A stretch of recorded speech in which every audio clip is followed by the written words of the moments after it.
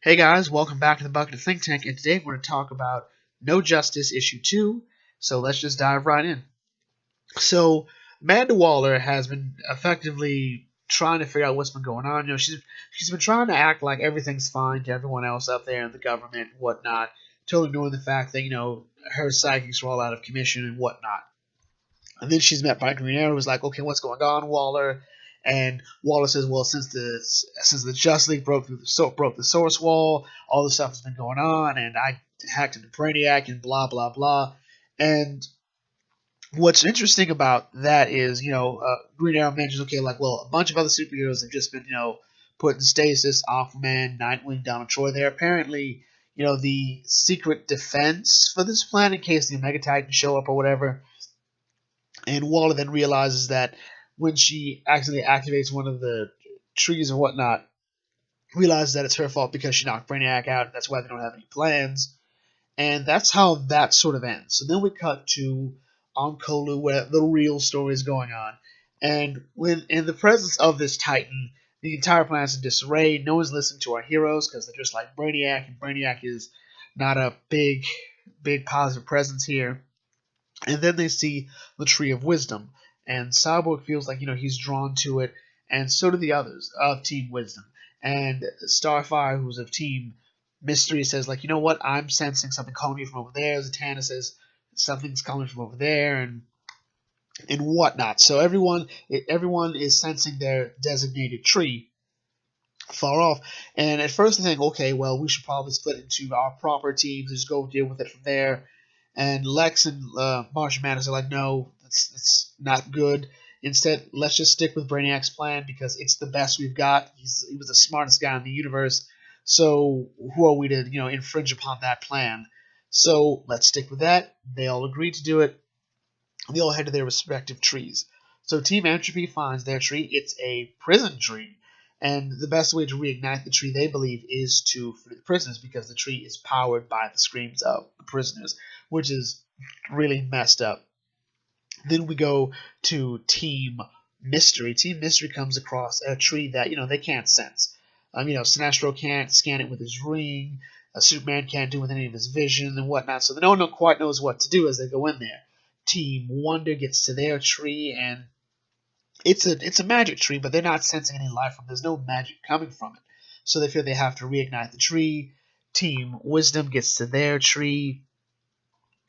And if they can find a way to depower it, it's even the playing field. They can probably not only reignite the tree, they could also open up communications back so it'd be easy to communicate with each other. So they're all trying to figure out how to break through the tree and whatnot, reignite it. And they're all just sort of lost until Jean talks to Sorrow like, Sorrow, I got to get a message out, so link me up with everybody, amplify my powers. And he says, guys, we got to calm down, and we got to figure out a way to do this because the problem is we're all unused to doing this, all right? This is totally new. We've never worked with these people before. And we're still the Justice League. We're going to find a way, all right? So they do. Starfire helps break through, and the team enters effectively a holding cell. And as Superman points out, it's like Kandor on like a huger level, and Starfire wants to free them. Sinestro says, well, no, we shouldn't do that because, these are untold species. We don't know who they are. We don't know what they can do, what they're capable of. Letting them loose into the universe could cause untold amounts of chaos. And as John says, it's not chaos, mystery. And Superman says it's the right thing to free them because they were locked up to protect them from the Omega Titans.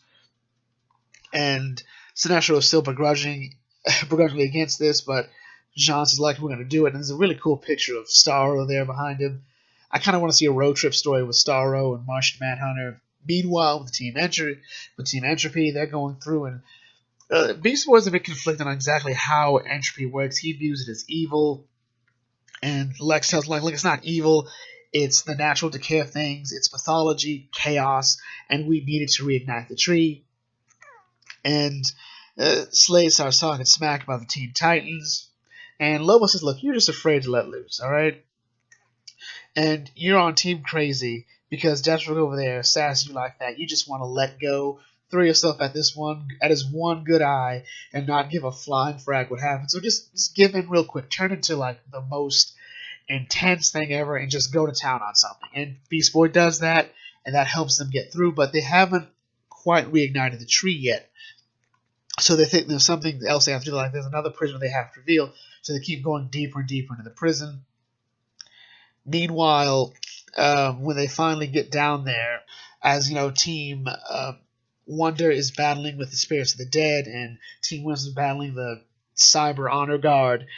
Team Entry finally gets to the bottom, and they find out who the prisoner is, who's the last prisoner who could possibly be the one to reignite the tree and totally throw into chaos. It's Vrildox, or as we know him as, Brainiac 2.0. And he says that this was like the backup plan in case something happened for Brainiac, that his son, Brainiac 2.0, would be the key to it all. So yeah, that's how this story ends, and honestly, it was really fun. I didn't quite know what to expect, honestly, going in. I never quite knew. I don't know why, even though I knew this was 4 issues, I thought it would be like much grander. I thought we'd be going like planet to planet trying to stop the Omega Titans. But no, this seems to be all focused on Colu, which is fine. And we still sort of seeing a bunch of other stuff happening, like the release of the prisoners, the restoration of magic, and the release of all these alien species. Untold stuff is going to happen here, which is in line with the source wall break. Things have been undone that cannot be undone, and I'm super excited each time I see this, each time I read it. So I'm looking forward to issue 3 coming up on Wednesday. So we're going to bring this video to a close here. If you like this video, feel free to like, comment, share, and subscribe. If you read this, leave your thoughts down in the comment section. Feel free to check some other videos while you're here, and I will catch you all later. This is the Bucket Think Tank signing out. May your fandom serve you well.